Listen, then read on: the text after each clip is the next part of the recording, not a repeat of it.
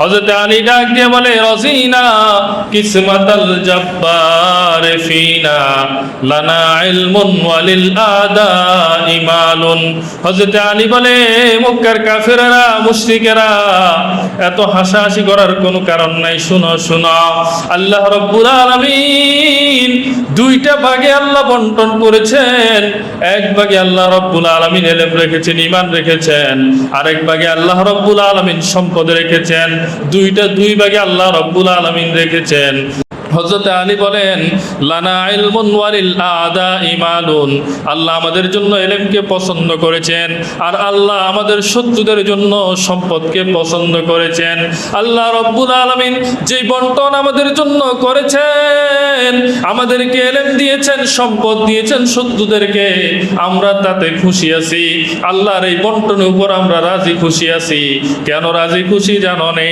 Final মালা ইয়াফনা আন করিবি। হযরত আলী বলে, এই দুনিয়ার মানুষ শুনো, কারণ এই মাল কিন্তু চিরদিন থাকবে না, এই মাল চিরস্থায়ী থাকবে না, মাল কিন্তু ধ্বংস হয়ে যাবে, অথবা ওই ব্যক্তিটা দুনিয়া থেকে চলে যাবে। কিন্তু আল্লাহ রাব্বুল আলামিন আমাদেরকে যে ইলম দিয়েছে, ওয়া ইন্নাল ইলমা ইয়াবকা লা ইয়াজুলু, ওয়া ইন্নাল ইলমা ইয়াবকা লা ইয়াজুলু।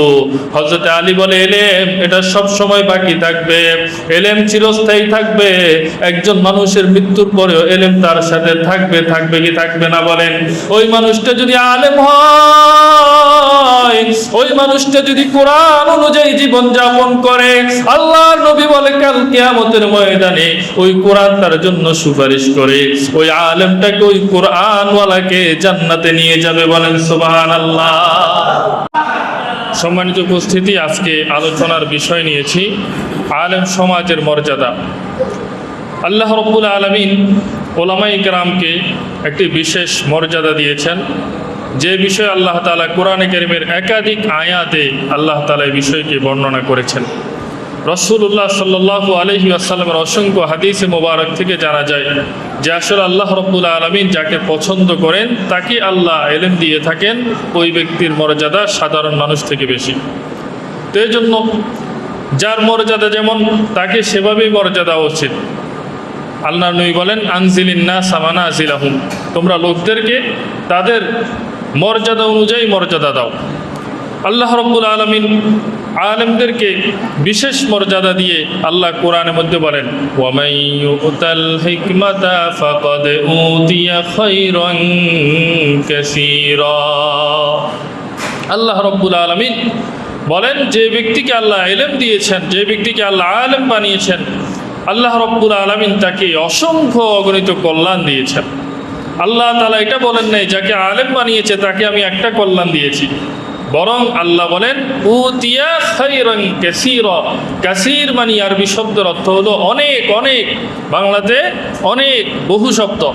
খায়র মানে কল্যাণ, উতিয়া খায়রান কাসীরা। আল্লাহ বলেন যাকে আমি ইলম দিয়েছি, যাকে আলেম বানিয়েছি, তাকে আমি অসংখ্য কল্যাণ দিয়েছি।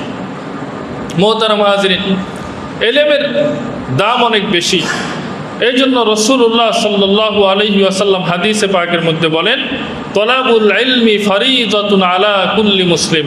প্রত্যেক মুসলমানের উপর দ্বীনি ইলম শিক্ষা করা ফরজ। এখন ফরজ কতটুকু? ফরজ হলো যতটুকু ইলম আপনার প্রয়োজন ততটুকু আপনার জন্য ফরজ। আপনি নামাজ পড়বেন, নামাজের বিধান আপনাকে জেনে নিতে হবে। রোজা রাখবেন, রোজার বিধান জেনে নিতে হবে। কিভাবে রোজা রাখলে রোজা আদায় হবে, আর কি কি সমস্যার কারণে রোজা ভেঙে যাবে, নামাজের ফরজ কয়টি, ওয়াজিব কয়টি, কি সমস্যার কারণে নামাজ ভেঙে যাবে, কি সমস্যার কারণে সিজদা সাহু দিতে হবে, আর কোন ধরনের সমস্যাগুলো যেগুলো সুন্নত পর্যায়ের, যেগুলো কোনো সমস্যা হলে নামাজ ভাঙবে না, এই জাতীয় বিধিবিধান, এগুলার নাম হলো ইলম। বলেন ঠিক কিনা? আপনি একজন ব্যবসায়ী মানুষ, আপনার ব্যবসার আইডিয়াটা কেমন হবে, আপনি কোন পদ্ধতিতে ব্যবসা করলে শরীয়ত সমর্থিত হবে বা শরীয়ত অনুযায়ী হবে, আর কোন পদ্ধতিতে ব্যবসা করলে এটা শরীয়ত সমর্থন করবে না, এটা হারাম হবে, এই বিষয়গুলো কিন্তু আপনাকে জানতে হবে। হজ উমরা করতে যাবেন, তা আপনাকে হজের বিধান, উমরার বিধান জেনেই তারপরেই তো যেতে হবে, নচেত তো আপনার আমলের মধ্যে ত্রুটি হবে। তো এই জন্য যে কোনো কাজ আপনি করবেন, ওই কাজ কিভাবে করলে শরীয়ত মোতাবেক হবে আর কিভাবে করলে এটা শরীয়ত মোতাবেক হবে না, এই বিষয়টা জেনে নিতে হবে। এই জানাটা সবার জন্য ফরজ, এতটুকু জানা সবার জন্য ফরজ। আর যিনি একজন আলেম হবে, আলেম শুধু নিজের প্রয়োজনে আলেম হবে না, বরং একজন আলেমের কাছে তিনি সব বিষয়ে জ্ঞান রাখবে।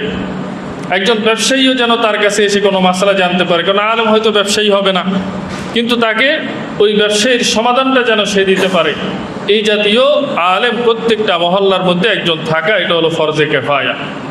যদি কোনো মহল্লার মধ্যে ওই এলাকার দ্বীনের সমস্যাগুলোর সমাধান দেওয়ার মতো কোনো আলেম না থাকে, তখন কিন্তু সবাই গুনাহগার হবে। তাহলে আমরা কি বুঝলাম? যতটুকু এলেম আমাদের সবার দরকার, ততটুকু এলেম হাসিল করা প্রত্যেকের জন্য ফরজ। এটা হলো ফরজে আইন। এটা কি বলেন? ফরজে আইন। যেরকমভাবে আমাদের উপর 5 ওয়াক্ত নামাজ প্রত্যেকের উপর আলাদা আলাদাভাবে ফরজ, সবাই পড়তে হবে, দুই একজন পড়লে চলবে না, সবাইটা সবাইকে পড়তে হবে। এই জন্য আমার প্রয়োজনীয় মাসালা মাসাইল, আমার প্রয়োজনীয় দ্বীনি শরীয়তের জ্ঞান, এটা আমার জন্য জানা ফরজ। আপনি নামাজ পড়বেন, সূরাতুল ফাতিহা আপনার সহি আছে কিনা, এভাবে মা ইয়াজুজু বিহি সালাত, যেই পরিমাণ কেরাত জানলে নামাজটা সহি হয়ে যায়, এই পরিমাণ কেরাত আপনার সহি শুদ্ধ আছে কিনা, হেফজ আছে কিনা, এটা আপনার জন্য ফরজ। কিন্তু পুরা হাফেজে কোরআন হওয়া এটা কিন্তু ফরজ না। সকল মানুষের জন্য হাফেজে কোরআন হওয়া ফরজ না, মনে রাখবেন। আপনি এতটুকু আপনার জন্য ফরজ, সূরাতুল ফাতিহা, তার সাথে 4-5টা সূরা যেগুলো দিয়ে আপনি নামাজ পড়তে পারেন, এতটুকু কিন্তু আপনার জন্য ফরজ। তো এই জন্য শুধু পড়তে জানলে হবে না, সহি শুদ্ধভাবে পড়তে হবে। কারণ আপনি যদি গলত উচ্চারণ করেন, তখন কিন্তু আবার অর্থের মধ্যে পরিবর্তন হয়ে যাবে, তখন নামাজ কিন্তু ভেঙে যাবে। নামাজ ভাঙার কারণের মধ্যে একটা আছে নামাজে অশুদ্ধ পড়া। নামাজে কি পড়া বলেন? অশুদ্ধ পড়ার দ্বারা নামাজ ভেঙে যায়। তো এই জন্য আমাদের বাংলাতেও যেমন আমরা দেখি যে উচ্চারণের কারণে কি হয়ে যায়, অর্থ পরিবর্তন হয়ে যায়। আপনি বুঝাইতে চান একটা, কিন্তু একটা শব্দ এটাকে আপনি উচ্চারণ করেছেন, যার কারণে অর্থটা পরিবর্তন হয়ে গেছে। তো যাই হোক, এই বিষয়টা আমাদেরকে খেয়াল রাখতে হবে, এটা হলো ফরজ। তো এটা প্রত্যেক মানুষের জন্য ফরজ। আর এর বাহিরে যে জিনিসগুলা সকলের প্রয়োজন না, কারো হয়তো প্রয়োজন হবে, কারো হবে না, কিন্তু এই বিষয়গুলোর জ্ঞান একজন মানুষের যেন থাকে, এরকম একজন মানুষ প্রত্যেকটা মহল্লাতে থাকা ফরজে কিফায়া। মুহতারাম হাজিরিন, আল্লাহ রাব্বুল আলামিন বলেন, وَمَنْ يُؤْتَ الْحِكْمَةَ فَقَدْ أُوتِيَ خَيْرًا كَثِيرًا। আল্লাহ বলেন, যাকে আমি হিকমত দিয়েছি, যাকে জ্ঞান দিয়েছি, যাকে আলেম বানিয়েছি, তাকে আমি আল্লাহ অসংখ্য অগণিত কল্যাণ আমি দিয়েছি। ওয়ামা ইয়াযাক্কারু ইল্লা উলুল আলবাব। আল্লাহ রাব্বুল আলামিন বলেন, এই কোরআন থেকে যারা জ্ঞানী, যারা আলেম, তারাই উপদেশ গ্রহণ করে। আল্লাহ রাব্বুল আলামিন বলেন, কোরআন আমি দিয়েছি, কিন্তু কোরআন থেকে সবচাইতে বেশি উপদেশ গ্রহণ করে আলেমরা, এই জন্য আলেমের মর্যাদা বেশি। বলেন সুবহানাল্লাহ। কয়েকটা কারণে আলেমের মর্যাদা বেশি, অনেক কারণ, এর মধ্যে থেকে আমি প্রায় এখানে 10টা কারণ উল্লেখ করব। 1 নাম্বার, শুনেন, যখন মানুষের মধ্যে ইলমের চর্চা বেশি থাকবে, আর মানুষ যখন দ্বীনি জ্ঞান নিজের মধ্যে বেশি ধারণ করবে, তখন মানুষের মধ্যে ভ্রাতৃত্ব, মহব্বত, সৌহার্দ্যপূর্ণ আচরণ বৃদ্ধি পাবে, একে অপরের প্রতি আন্তরিকতা, ভালোবাসা বৃদ্ধি পাবে। এটা হলো ইলমের একটা গুণ। যখন মানুষ কি হবে বলেন? আলেম হবে, দ্বীনি শিক্ষায় শিক্ষিত হবে, দ্বীনি জ্ঞান যত বেশি থাকবে আমাদের মধ্যে, আমাদের নিজেদের মধ্যে তত ভ্রাতৃত্ববোধ বৃদ্ধি হবে, ভালোবাসা বৃদ্ধি হবে। আল্লাহ রাব্বুল আলামিন সাহাবায়ে কেরামের ব্যাপারে কি বলেছেন জানেন? আল্লাহ তাআলা বলেন, আশিদ্দাউ আলাল কুফার রুহামাউ বাইনাহুম। আল্লাহ বলেন, আমার হাবিবের সাহাবীরা কেমন জানো? আমার হাবিবের সাহাবীরা কাফেরদের ব্যাপারে বড় শক্ত, কাফেরদের ব্যাপারে বড় শক্ত।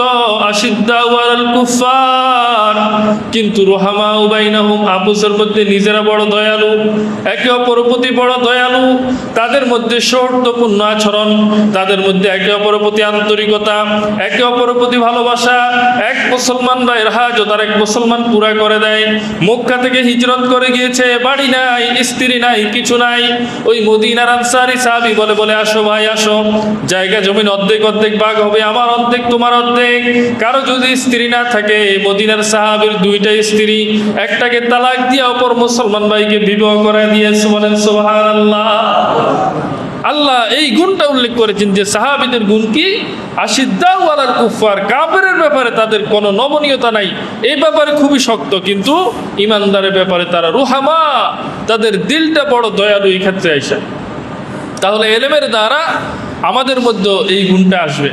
আজকে এলেম না থাকার কারণে, যদি এলেম নাই কিন্তু সম্পদ আছে, তখন এই গুণের বিপরীতটা আসবে, হিংসা আসবে, দুশ্মনী আসবে, শত্রুতা আসবে। প্রতিবেশী চিন্তা করায়, রে এ তো আমার প্রতিবেশী, এ তো বিল্ডিং হয়ে যেতেছে, এখন তার সাথে শত্রুতা আমি শুরু করে। এ দেখে যে এ তো আমার প্রতিবেশী, আরে তার ছেলে তো দেখতেছি এভাবে শিক্ষিত হয়ে যেতেছে, শত্রুতা আমি করে। দেখতেছে তার ব্যবসা বাণিজ্য ভালো হইতেছে, প্রতিবেশী সর্বপ্রথম শত্রুতা আমি করে। বলেন ঠিক কিনা? এটা কেন? এটা হলো এলেম নাই কিন্তু মাল আছে। মালের স্বভাব এটা, মালের গুণ হলো এটা যে মালের দ্বারা একে অপরের মধ্যে শত্রুতা তৈরি হবে। বুঝে আসছে কথাটা? এই জন্য মানুষ যখন ইসলাম ধর্ম গ্রহণ করতেছে, ইসলাম ধর্ম গ্রহণ করার কারণে মানুষ নিজের ভিটে মাটি হারাচ্ছে। দেখা যায় বাবার ৩-৪ জন সন্তানের মধ্যে একজন ইসলাম ধর্ম গ্রহণ করে ফেলছে, তখন বাবা কি করে? তাকে ত্যায্য করে দেয়। মক্কার কথা বলতেছি, তাকে ঘর থেকে বের করে দেয়, তাকে বাড়ি থেকে বের করে দেয়। এখন কি হয়? এই মানুষটা ইসলাম ধর্ম গ্রহণ করার কারণে সম্পদ থেকে বঞ্চিত হলো, নিজের পিতার যে পৈতৃক সম্পদ বাড়ি থেকে ঘর থেকে সে বঞ্চিত হলো। এটা নিয়ে কাফেররা হাসাহাসি করে। কি করে? দেখ, কালেমা পরে মুসলমান হয়েছে, আর এইভাবে সব ধন সম্পদ দেখছো, তার বাপের এত কানি জমি সব হারায় ফেলছে। তারা এগুলা বলে। হযরত আলী রাদিয়াল্লাহু তাআলা আনহু যখন শুনলেন, হযরত আলী ডাক দিয়ে বলে, রজিনা কিসমাতাল জব্বার ফিনা লানা ইলমুন ওয়ালিল আদা ইমালুন। হযরত আলী বলে, মক্কার কাফেররা, মুশরিকেরা, এত হাসাহাসি করার কোনো কারণ নাই। শুনো শুনো, আল্লাহ রাব্বুল আলামিন দুইটা ভাগে আল্লাহ বন্টন করেছেন।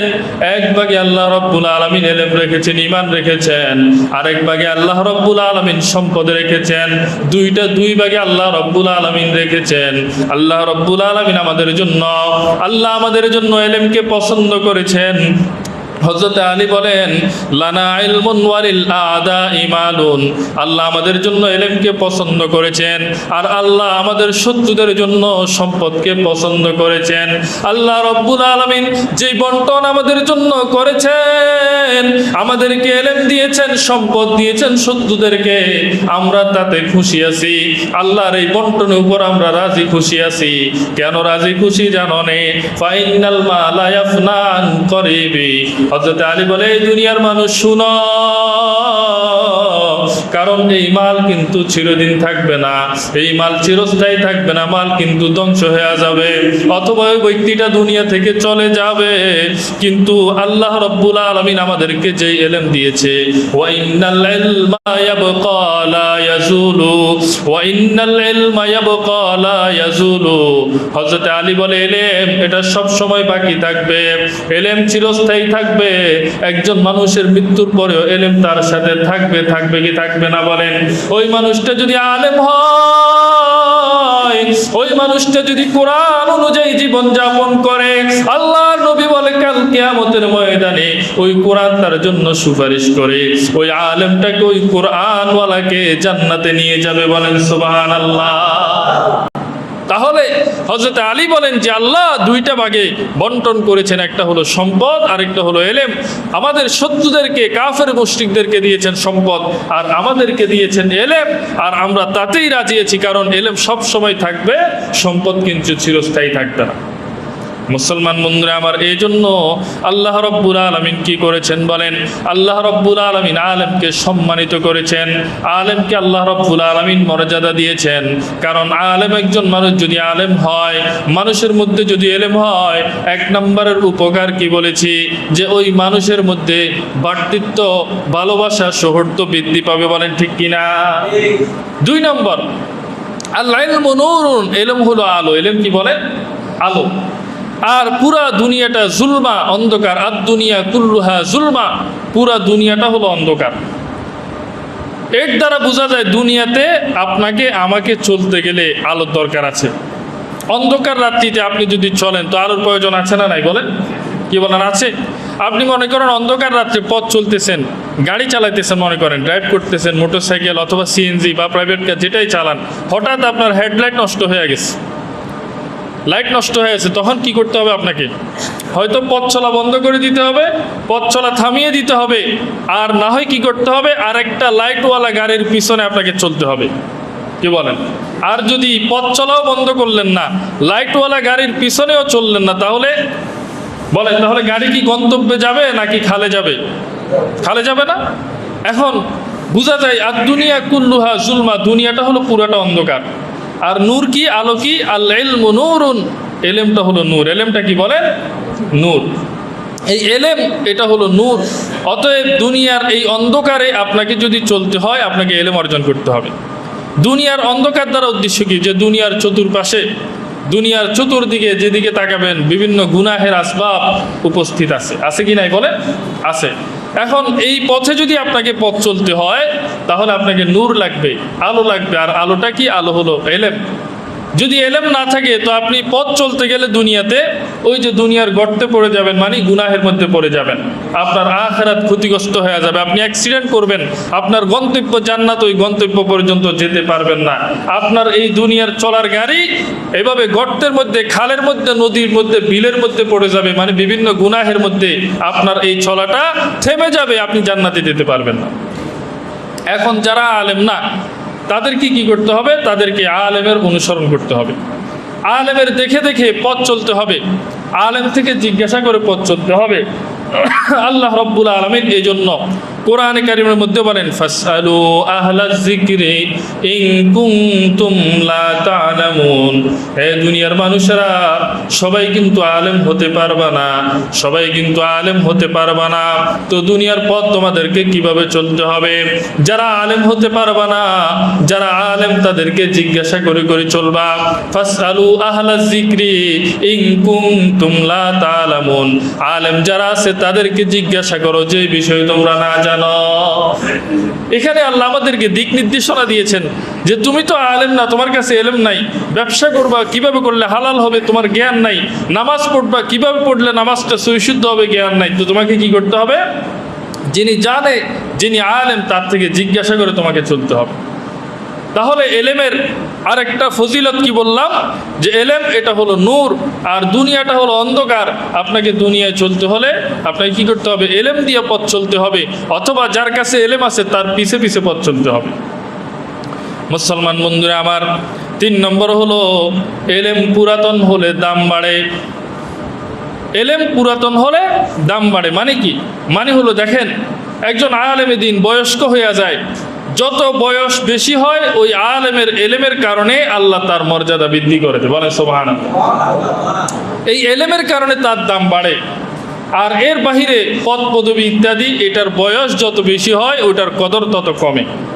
মনে করেন 20 বছর আগে, 30 বছর আগে ওই লোকটা মনে করেন যে জেলা প্রশাসক ছিল, ওই লোকটা ওসি ছিল, এসপি ছিল, এভাবে বড় বড় পদের অধিকারী ছিল, সেনাপ্রধান ছিল। এখন আর তার এই পদ নাই, আজকে 20-30 বছর। এখন তাকে আর মূল্য দেয় না, দেয় কিনা বলেন? দেয় না। মনে করেন যে লোকটা মনে করেন যে পুলিশ ছিল, এখন পুলিশ ছিল, এখন আগে যখন সে ওই এলাকাতে হাইটে যাইতো, তার গাড়ি বহর যাইতো, তখন কিন্তু মানুষ খুব ভয় পেত, তাকে সম্মান করতো, স্যালুট দিত, দিত কিনা বলেন? সাধারণ সিপাহীরা দেখলে তাকে স্যালুট দিত। আর এখন সাধারণ রিক্সাওয়ালার সাথেও ভাড়া নিয়ে তার সাথে দৈনিক 3 বার মারামারি হয়, ঝগড়া হয়। কি বলে ঠিক কিনা? কেন? কারণ তার যে আগের পদটা ছিল এই পদ নাই। এই পদ না থাকার কারণে এখন তার সম্মানও কমে গেছে। বিষয়টা বুঝাতে পারলাম? কিন্তু একজন জ্ঞানী মানুষ, একজন আলেম, আপনি দেখবেন তার বয়স যত বেশি হয় তাকে মানুষ তত বেশি মহব্বত করে, তাকে মানুষ তত বেশি ইজ্জত দেয়, কদর দেয়। বলে ঠিক কিনা? আপনারা দেখেছেন বাংলাদেশের এরকম অনেক প্রবীণ আলেম যাদের বয়স এভাবে 100-র উপরেও চলে গেছে, কিন্তু তাদেরকে এই 100-র উপরে চলে গেলে একজন মানুষ কিন্তু সরকারি চাকরিতেও থাকে না। তো উনি ডেট এক্সপায়ার্ড, কি বলেন, ওর ডেট চলে গেছে, ওভার ডেট হয়ে গেছে, উনি এখন সরকারি চাকরি থেকেও রিটায়ার্ড, তার কোনো মূল্য নাই। কিন্তু দেখবেন আলেমে দিন, তিনার বয়স 100-র উপরে হলেও দেখবেন মাদ্রাসায় পড়ে আছে, মাদ্রাসার ছাত্ররা সকাল সন্ধ্যা তার দেখাশোনা করতেছে, যে কোনো মাহফিলে নিয়ে যেতেছে, হেলিকপ্টার ভাড়া করে নিয়ে যায়, হুজুরের গাড়িতে চলাচল এখন কষ্টকর। বলেন ঠিক কিনা? আমি যেখানে পড়েছি বসুন্ধরা মাদ্রাসায় ফকিহুল মিল্লাত মুফতি আব্দুর রহমান রহিমাহুল্লাহ তাআলা, তিনি 2016 সালে মারা গেছে। তিনি যখন মারা গেছে তখন বসুন্ধরার প্রত্যেকটা রাস্তাতে এভাবে মানুষজন, আলেম দ্বীন, ওলামায়ে কেরাম, সাধারণ মানুষ দাঁড়াইয়া দিনের জানাজার নামাজ পড়ছে। বসুন্ধরা সি ব্লকে একটা কনভেনশন সেন্টার আছে, ওটা প্রথম বসুন্ধরা আবাসিক এলাকার কনভেনশন সেন্টার, ওখানে দিনের জানাজার খাটিয়ে রাখছে। আর ওই সি ব্লকের মেন রোড যেটা, ওই রাস্তা পুরাটা মানুষের লোকে লোকারণ্য। আর এখান থেকে যত শাখা রোড পূর্ব দিকে বাইর হয়েছে সবগুলা রাস্তাতেও মানুষ। একটা আবাসিক এলাকার চিন্তা করেন, সবগুলো রাস্তা ব্লক, শুধু জানাজা হইতেছে। ওই এলাকার মানুষও জানতো না যে এখানে এত বড় একজন আলেম আছে। আমরা মাদ্রাসার ছাত্র, 2016-তে হুজুর যখন মারা গেছে, তো আমরা তো এরপরে বিভিন্ন প্রয়োজন মাদ্রাসা থেকে বের হই, তো হুজুর এখানে যে এত বড় একজন আলেম ছিল আমরা তো এতদিন জানতাম না। তো এই যে দেখেন একজন আলেম, তিনার মৃত্যুর পরেও তিনার কেমন মর্যাদা, তিনার কেমন সম্মান, এভাবে আপনারা দেখবেন। তো যেটা বলতেছি এটা হলো, এলেম যত বয়স্ক হয়, আলেম যত বয়স্ক হয়, এলেম যত পুরাতন হয় এটার দাম বাড়ে। আর দুনিয়ার ক্ষেত্রে দুনিয়ার মাল যত পুরাতন হয় এটার দাম তত কমে, বলে ঠিক কিনা? এই যে ওষুধ কিনতে যান আপনারা, ওষুধের ডেট থাকে প্রায় 2 বছরের মতো। এখন একটা ওষুধ কিনতে গেলেন, এটা ডেট আছে 10 দিন, নিবেন আপনি? দোকানদার বলে না 10 দিন মেয়াদ আছে তো নেন না, আপনি তো 10 দিনে খেয়ে ফেলবেন, তারপরে নিবে না। কয় না যেটার 1 বছর মেয়াদ আছে ওইটা দেন আমাকে, বলে কিনা বলেন? তাহলে যেটা পুরাতন হয়ে গেছে ওটার দাম কমে যায়, কিন্তু আলেম যত পুরাতন হয় তার দাম তত বাড়ে, বলেন ঠিক কিনা? তো এখন দেখেন ওলামায়ে কেরামকে আপনারা দেখবেন যে বিভিন্ন জায়গায় মাহফিলে গেলে হয়তো দেখবেন যে একজন আলেম বয়ান করে নামছে, আরেকজন বয়স্ক মানুষ তিনার জুতা টানাটানি করতেছে। তা আপনি খবর নিয়ে দেখবেন ওই বয়স্ক মানুষটা কিন্তু ওই আলেমের ছাত্র, কোনো না কোনোভাবে ছাত্রের জন্য তার জুতাটা হাতে নিয়ে নিতেছে, হুজুরের জুতা ঠিক করে দিতেছে। আমার রুমটা হলো মাদ্রাসাতে একদম পশ্চিম কর্নারে, এদিক দিয়ে ছাত্রদের চলাচল সবচাইতে কম হয়, নিচতলায় পশ্চিম কর্নারে, 3 তলা মাদ্রাসা। তো আমি যদি কখনো 2 মিনিটের জন্য রুমে ঢুকি, বাইর হয়ে দেখি যে জুতাগুলা ঘুরে দিছে, যাতে আমি পায়ে দিতে সহজ হয়। তো এটা যখনই আমি রুমে ঢুকি, আইসায় দেখি যে 2 মিনিটের জন্য ঢুকছে, হয়তো কোনো কারণে দেখি যে জুতাগুলা ঠিক করে দিছে। এই যে একটা আলেম, এলেমের কারণে আল্লাহ তাকে মর্যাদা দিয়েছেন, বলেন ঠিক কিনা? এটা আমার কথা না, আল্লাহর কথা। বলেন আল্লাহ রাব্বুল আলামিন বলেন, ইয়ারফাইল্লাহুল্লাযীনা আমানু ওয়াল্লাযীনা উতুল ইলমা দারাজাত। আল্লাহ রাব্বুল আলামিন বলেন যারা ঈমানদার তাদেরকে আমি মর্যাদা দিয়েছি, আর তাদের মধ্যে যারা আলেম তাদেরকে আমি আরো বেশি মর্যাদা দিয়েছি, বলেন সুবহানাল্লাহ। সূরাতুল মুজাদালা, এই সূরার মধ্যে আল্লাহ বলেন যে আমি ঈমানদারদের মর্যাদা দিয়েছি, আর ঈমানদারদের মধ্যে আলেম যারা তাদেরকে আরো বেশি মর্যাদা দিয়েছি। মুসলমান বন্ধুরা আমার, অতএব বোঝা গেল আলেম এলেমের কারণে আল্লাহ রাব্বুল আলামিন তাকে দামি বানান। হযরত আব্বাস রাদিয়াল্লাহু তাআলা আনহু, আল্লাহর নবীর চাচা, হযরত আব্বাসকে একদিন প্রশ্ন করা হলো, নবীর চাচা আব্বাস, আপনি বলুন তো দুনিয়ার মধ্যে সবচেয়ে দামি জিনিস কোনটা? হযরত আব্বাস রাদিয়াল্লাহু তাআলা আনহু বলেন, দুনিয়ার মধ্যে সবচেয়ে দামি জিনিস হলো ঈমান, আর ঈমানের পরে সবচেয়ে দামি জিনিস হলো ইলম। ঈমানের পরে সবচেয়ে দামি জিনিসের নাম কি বলেন? এলেম।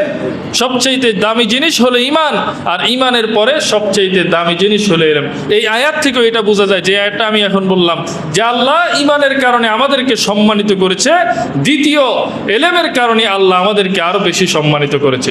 অতএব যিনি ঈমানদার তিনার সম্মানের তবকা হলো এক তবকা, এক স্তর, আর যিনি ঈমান আনার পরে আবার দ্বীনি জ্ঞান অর্জন করেছে, আলেম হয়েছে, তার মর্যাদার স্তর একটা স্তর বেশি, বলে ঠিক কিনা? কারণ তার মধ্যে মর্যাদা দুটোটা বিষয় আছে, ঈমানও আছে, ইলমও আছে। মোহতারাম হাজিরিন, এই জন্য হযরত আবু দারদা রাদিয়াল্লাহু তাআলা আনহু তিনি বলেন, মাসালুল উলামাই ফিন নাসি কামাসালিন নুজুম। হযরত আবু দারদা নবীর সাহাবী, তিনি বলেন মানুষের মধ্যে আলেমরা হলো এমন, কামাসালিন নুজুমি ফিস সামা, যেরকম ভাবে আসমানের মধ্যে তারকা দেখে ইয়াহদি বিহা মানুষ পথ চলে। সমুদ্রের মধ্যে যারা পথ চলে তারা তারকা দেখে দেখে পথ চলে, তারকা দেখে দিক নির্ণয় করে, তারকা দেখে পথ চলে। নবীর সাহাবী হযরত আবু দারদা বলেন, যেরকম ভাবে তারকা দেখে পথ চলা যায়, তদ্রূপ ভাবে দুনিয়ার আলেমরা হলো দুনিয়ার তারকা। এই তারকা দেখে দেখে যদি পথ চলো, তাহলে তুমি গন্তব্যে পৌঁছতে পারবা, বলেন সুবহানাল্লাহ। এটা হলো আলেমের মর্যাদা, বলেন ঠিক কিনা? আল্লাহ রাব্বুল আলামিন এই জন্য আলেমের মর্যাদা বৃদ্ধি করে দিয়েছেন। আর আলেমের জন্য সবাই দোয়া করে, সবাই। আপনি বলবেন হুজুর কই, আমরা তো কোনোদিন আপনার লাই দোয়া করি না। আমনে করা লাগবে না, বাকি 18,000 মাখলুকাত, সকল মাখলুক আলেমের জন্য দোয়া করে। আমার কথা নয়, নবীর কথা। আল্লাহর নবী বলেন, ওয়াইন্নাল আলিমা লা ইস্তাগফিরু লাহু মান ফিস সামাওয়াতি ওয়া মান ফিল আরদি। আল্লাহর নবী বলে, আসমান এবং জমিনের মধ্যে যত মাখলুক আছে সব মাখলুক আলেমের জন্য দোয়া করে, সব মাখলুক ইলমওয়ালার জন্য দোয়া করে, সব মাখলুক কোরআনওয়ালার জন্য দোয়া করে, সব মাখলুক হাফেজে কোরআনের জন্য দোয়া করে। হাত্তাল হিতানু ফিল মা। আল্লাহর নবী বলে, শুধু স্থলের পানিগুলো দোয়া করে তা নয়, বরং সমুদ্রের মধ্যে যত মাছ আছে সবগুলা মাছ ওই আলেমের জন্য দোয়া করে। বলেন সুবহানাল্লাহ। আলেমের জন্য আল্লাহর নবী বলেন আসমান এবং জমিনের সকল মাখলুক দোয়া করে, এমনকি সমুদ্রের পানিকুল মাছ পর্যন্ত দোয়া করে। বলেন সুবহানাল্লাহ। তাহলে আলেমের মর্যাদা দিয়েছেন কে বলেন? আল্লাহ দিয়েছেন, ব্যাখ্যা করেছেন আল্লাহর নবী সাল্লাল্লাহু আলাইহি ওয়াসাল্লাম। মুসলমান বন্ধুরা আমার, 7 নম্বর, আলেমরা হলো নবীর উত্তরাধিকারী। আলেমরা হলো নবীর উত্তরাধিকারী। আল্লাহর নবী সাল্লাল্লাহু আলাইহি ওয়াসাল্লাম বলেন, ফজলুল আলিমি আলাল আবিদি কাফজলিল কামারি আলা সাইরিল কাওয়াকিব। আল্লাহর নবী সাল্লাল্লাহু আলাইহি ওয়াসাল্লাম বলেন, অন্ধকার রজনীতে যখন ওই আকাশের দিকে তোমরা তাকাও তখন মিটিমিটি ছোট ছোট তারকা দেখা যায়, আর যখন পূর্ণিমার চাঁদটা উঠে ওই পূর্ণিমার চাঁদের কাছে সকল তারকা ফেল। বলেন ঠিক কিনা? ওই তারকাগুলোর আলো হলো সামান্য, আর যখন চাঁদ উঠে পূর্ণিমার চাঁদ তখন আলোটা বৃদ্ধি পায়, আর এই আলো ওই তারকার আলোর কাছে অনেক বেশি, অনেক বেশি। চাঁদের কাছে তারকার আলো ফেল। বলেন ঠিক কিনা? আল্লাহর নবী সাল্লাল্লাহু আলাইহি ওয়াসাল্লাম বলেন, একজন আলেমের মর্যাদা কেমন জানো? দুনিয়ার সকল মানুষের কাছে আলেমের মর্যাদা হলো কাফজলিল কমরি আলা সাইরিল কাওয়াকিব। ওই সকল তারকার কাছে যেমন চাঁদের মর্যাদা, তদ্রূপভাবে দুনিয়ার সকল মানুষের কাছে আলেমের মর্যাদা এত বেশি। আল্লাহর নবী আরো বলেন, ওয়াইন্নাল উলামা ওয়ারাসাতুল আমবিয়া। এই আমার উম্মতেরা শুনো, আলেমরা হলো নবীর ওয়ারিস, আলেমরা নবীর ওয়ারিস। ওয়াইন্নাল আম্বিয়া লাম ইউরাসু দিনার ওয়ালা দিরহামা। আর নবীরা কোনো দিনার দিরহামকে মিরাস হিসেবে রেখে যায় না যে আলেমরা ভাগ করে নিবে, বরং নবীরা কি রেখে যায়? ওয়াইন্নামা ওয়ারাসুল ইলমা। নবীরা ইলম রেখে যায়। ফামান আখাযাহু আখাযা বিহাজ্জি ওয়াফির। নবীর রেখে যাওয়া এলেম যারা ধারণ করেছে তারা বড়ই মর্যাদাবান। বলেন সুবহানাল্লাহ। তাহলে আল্লাহর নবী বলেন, নবীরা কিন্তু সম্পদ রেখে যায় না, নবীরা এলেম রেখে যায়। আর নবীর ওয়ারাসাতের, নবীর মিরাসের, নবীর এই উত্তরাধিকারী সম্পত্তির এই এলেমকে আলেমরা গ্রহণ করেছে। নবীর এই উত্তরাধিকারী যারা গ্রহণ করেছে তারা মর্যাদাবান। বলেন ঠিক কিনা? কারণ নবীর উত্তরাধিকারী যে গ্রহণ করেছে সে তো নবীর ওয়ারিস। এই জন্য আল্লাহর নবী বলেন, ফামান আখাযাহু আখাযা বিহাজ্জিন ওয়াফির। নবীদের উত্তরাধিকারী এই এলেম থেকে যারা এলেম গ্রহণ করে আলেম হয়েছে এরা বড়ই মর্যাদাবান। বলেন সুবহানাল্লাহ। তাহলে বুঝে গেল আল্লাহর নবী বলেন আলেমরা হলো নবীর ওয়ারিস। এরপরে 8 নম্বর, আলেমরা আল্লাহ তাআলাকে ভয় করে। আল্লাহ তাআলা কোরআনের মধ্যে বলেন, ইন্নামা ইয়াখশাল্লাহা মিন ইবাদিহিল উলামা। আল্লাহ রাব্বুল আলামিন বলেন, নিশ্চয় নিশ্চয় আলেম যারা আছে তারা আল্লাহ রাব্বুল আলামিনকে ভয় করে। বলেন সুবহানাল্লাহ। সবাই তো আল্লাহকে ভয় করে, আপনারাও করেন, আলেমরাও করে, কিন্তু আল্লাহ তাআলা বিশেষভাবে আলেমদের কথা এই জন্য উল্লেখ করলেন কারণ আলেমের কাছে জ্ঞান আছে, আলেমের কাছে হালাল হারামের জ্ঞান আছে। আল্লাহ রাব্বুল আলামিনকে যেভাবে ভয় করলে, যেভাবে মেনে চললে আল্লাহ রাজি খুশি হবেন, এই জ্ঞানটা আলেমের কাছে আছে, যেটা হয়তো সাধারণ অনেক মানুষের কাছে নাই। এই জন্য আলেম যারা আছে তারা আল্লাহকে কি করে বলেন? ভয় করে। মুহতারাম হাজিরিন, আল্লাহ রাব্বুল আলামিন এই কথাটাই বলেছেন। আর 9 নম্বর হলো, যে ব্যক্তি আলেম আর যে ব্যক্তি আলেম নয় তারা কখনো বরাবর নয়। আল্লাহ রাব্বুল আলামিন কোরআন কারীমের মধ্যে বলেন, কুল হাল ইয়াস্তাবিল্লাযীনা ইয়ালামুনা ওয়াল্লাযীনা লা ইয়ালামুন।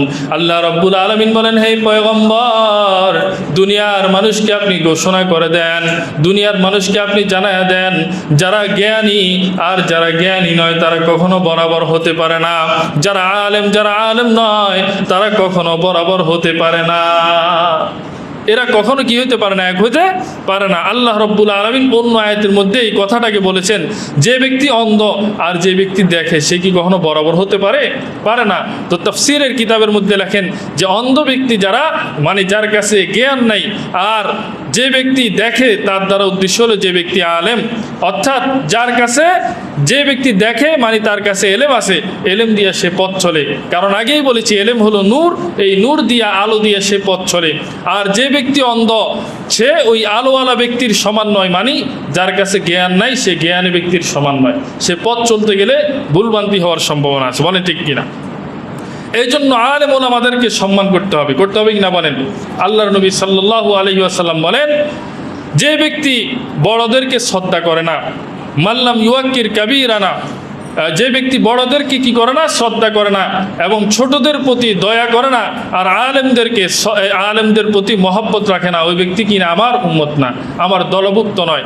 আল্লাহর নবী সাল্লাল্লাহু আলাইহি ওয়াসাল্লাম আরেকটা হাদিসের মধ্যে বলেন, কুন আলেমান আও মুতাআল্লিমা, হয়তো তুমি আলেম হও নয়তো ছাত্র হও, হয়তো কি হও বলে, আলেম হও নয়তো ছাত্র হও, আও মুস্তামিয়ান, নতুবা শূন্যওয়ালা হও। আলেমও নও, আলেমের ছাত্র নও, তো আলেমে যেই কথাগুলো বলে ওগুলোকে শুনো, অথবা শুনতেও যদি না পারো, আও মুহিব্বান, অথবা মহব্বতকারী হও। আলেমও হইলা না, ছাত্রও হইলা না, আলেমের কথাও শুনতে পারল না, তো বিরোধিতা করিও না, অন্তত মহব্বত রাখো যে তিনি একজন আলেম, তিনাকে আল্লাহর জন্য ভালোবাসে। ওয়ালা তাকুন খামেসান, আল্লাহর নবী বলে এই চারটা ছাড়া পঞ্চম হইও না। চারটা কি? এক নম্বর হলো আলেম হওয়া, 2 নম্বর ছাত্র হওয়া, 3 নম্বর হলো আলেমের শ্রোতা হওয়া, 4 নম্বর হলো মহব্বতকারী হওয়া। এই চারটার বাহিরে 5 নম্বর হলো বিদ্বেষ পোষণকারী। নবীজি বলেন ওয়ালা তাকুন খামেসান, এই চারটার বাহিরে 5 নম্বর স্তরে তুমি যাইও না। এই জন্য আলেমের কিমত কদর করার দরকার আছে না নাই বলেন? আছে তো, কি বলেন? মোহতারাম হাজিরিন, আলেমের অধিকারকেও নিশ্চিত করতে হবে। আল্লাহর নবী সাল্লাল্লাহু আলাইহি ওয়াসাল্লাম বলেন, লাইসা মিন উম্মতি লাম ইউজাল্লা কাবীরানা ওয়া লাম ইয়ারহাম সাগীরানা ওয়া ইয়ারিফ লিউলামাইনা হাক্কাহু। আল্লাহর নবী বলেন, যে ব্যক্তি বড়দেরকে শ্রদ্ধা করে না, ওয়া ইয়ারহাম সাগীরানা, এবং ছোটদেরকে দয়া করে না, স্নেহ করে না, ওয়া ইয়ারিফ লিউলামাইনা হাক্কাহু, এবং আলেমে দ্বীনের অধিকার সম্পর্কে জানে না। আল্লাহর নবী এখানে বলেছেন ওয়ারিফ লিউলামাইনা হাক্কাহু, আলেমের অধিকার সম্পর্কে জানে না। আল্লাহর নবী বলেন লাইসা মিন উম্মতি, সে আমার উম্মতের দলভুক্ত না। এখন আলেমের অধিকার কি? আলেমের অনেক ধরনের অধিকার থাকতে পারে। প্রথমত হলো একজন আলেমকে আলেম হিসেবে শ্রদ্ধা করা। এরপরে হলো আল্লাহ তাআলা যে বলেছেন ফাসসালু আহলা যিকির, তাদেরকে জিজ্ঞাসা করা, কোনো কিছু না জানলে আলেম থেকে জেনে নেওয়া। 3 নম্বর হলো আলেমের সাথে যদি আপনার কোনো পারিবারিক সূত্রে সম্পর্ক থাকে, তাহলে পরিবার হিসেবেও তো তার প্রতি একটা আপনার অধিকার থাকে, একটা অধিকার তার থাকে আপনার প্রতি। যেমন মনে করেন যে আলেম আপনার ছোট ভাই, আলেম আপনার ছেলে, তখন কিন্তু একটা অধিকার আছে, আছে কিনা বলেন? ভাইয়ের যেমন ভাইয়ের কাছে অধিকার থাকে, আলেম হিসেবে এটা থাকে। এইভাবে যদি আলেম যদি আপনার অধীনস্থ হয়, কোনো কারণে আলেম আপনার অধীনস্থ, যেমন মনে করেন যে একজন আলেম আপনার সন্তানকে প্রাইভেট পড়ায়, এটাও তো একজন আপনার অধীনস্থ আলেম। অথবা আপনি মসজিদ কমিটিতে আছেন, মাদ্রাসা কমিটিতে আছেন, আলেম আপনার অধীনস্থ, তখন ওই আলেমের অধিকারকে নিশ্চিত করা আপনার দায়িত্ব। আলহামদুলিল্লাহ, আপনাদের তো শহরের মসজিদ, ইমাম, মুয়াজ্জিন, খতিব সবার বেতন অনেক হাই র্যাঙ্কের, মোটামুটি আলহামদুলিল্লাহ সবাই সুন্দরভাবে চলতেছে। কিন্তু গ্রামের মসজিদগুলোতে, এখানে যদি গ্রামের মসজিদের কোনো কমিটির লোকজন থাকেন, তা আপনারা একটু মনে মনে প্রশ্ন করিয়েন, আপনারা আপনাদের ইমাম সাহেবকে যে বেতন দেন, ওই বেতনে আসলে একজন কর্মচারী বর্তমান জমানা পাওয়া যায় কিনা? আমার মাদ্রাসার মধ্যে গত মাসখানিক পূর্বে একজন দপ্তরে নিয়োগ দিয়েছি আমরা। এই দপ্তরের কাজ হলো শুধু বেল বাজানো, আর সকালে ওস্তাদরা, শিক্ষকরা যখন অফিসে আসে এদেরকে একটু রং চা বানায়, রং চা খাওয়ায়, আর মাঝে মধ্যে বোর্ডিংয়ের বাজারের জন্য তাকে বোর্ডিংয়ে পাঠানো, আর নাহলে সারাদিনে মনে করেন যে বসে থাকে অফিসে। আমার কয়েক হুজুর বিরক্ত লাগে, আমি কেন কয়ে যে কোনো কাম কাজ নাই, শুধু বসে থাকি। আমি যেটা করতেছেন এটাই তো কাজ। তো এবার আমি পরামর্শ দিলাম, একটা কাজ করো, পড়ালেখা বেশি করে নাই, ছেলেটা যুবক, মাত্র 3য় শ্রেণী পর্যন্ত পড়ছে, তাই বলছি তুমি হাতের লেখা সুন্দর করো। তাই বলছি যে অমুক শিক্ষকের বাংলা হাতের লেখা খুব সুন্দর, তুমি তার থেকে হাতের লেখা শিখো, এই কাজটা করো। এখন এই যে এখন হাতের লেখা শিখতেছে, এখন হাতের লেখা শিখে, তো এখন দেখেন এই যে এই লোকটা যার কোনো কাজ নাই, একটা দফতরি, তার বেতন কত শুনবেন? আপনারা বলেন সে কত হইব বেতন? 8,000 টাকা। তাহলে এখন দেখেন বহু গ্রামের মসজিদে ইমাম খতিব একসাথে 3,000 টাকা বেতন দেয় না, আছে না নাই বলেন? তো এই জন্য আলেমের অধিকার নিশ্চিত করতে হবে, নচেত আপনি কিন্তু ধরা খাবেন, কিয়ামতের ময়দানে ধরা খাবেন। আবার বহু মসজিদে আছে হুজুর যে ঢুকছে 10 বছর আর বেতন টেতন বাড়ায় না, বুঝলেন না? চলে তো হুজুর তো দেখি চলে আলহামদুলিল্লাহ, আর হুজুর আপনাকে টাকার মধ্যে বরকত আছে। তো এই জন্য কমিটির লোকরা যদি আল্লাহ জিজ্ঞাসা করে ওই আলেমের অধিকার আপনি নিশ্চিত করেছেন কিনা, কারণ আপনার দোকানের কর্মচারী প্রতি বছর বেতন না বাড়াইলে কর্মচারী চেঞ্জ হয়ে যায়, চলে যায়, হাতে আপনার কাছে অভিযোগ জানায়, হাতের কাজে কামের মধ্যে অলসতা দেখা যায়, ঠিক মতো কাজ কাম করে না। এই যে মসজিদের ইমাম সাহেব, খতিব সাহেব, মুয়াজ্জিন সাহেব, তাদের 10 বছর বেতন বাড়াইলেন না, 10 বছর দ্রব্যমূল্যের দাম বাড়লো, সব অফিসের কর্মচারীর দাম বাড়লো, আপনি যে দাম বাড়াইলেন না, আপনি কি তার অধিকার নিশ্চিত করেছেন না খর্ব করেছেন? আল্লাহ যদি আপনাকে জিজ্ঞাসা করে উত্তর দিতে পারবেন তো? এই জন্য আলেমের আজকের আলোচনা ছিল আলেমদের মর্যাদা সম্পর্কে। আলেমদের মর্যাদা বুঝতে হবে, আলেমের কদর করতে হবে, নচেত আল্লাহর নবী ধমকি দেন, লাইসা মিন উম্মতি, তুমি আমার উম্মতের মধ্যেও নাই। আল্লাহ আমাদের সকলকে হেফাজত করুক। ওয়া আখিরু দাওয়ানা আনিল হামদুলিল্লাহি রাব্বিল আলামিন।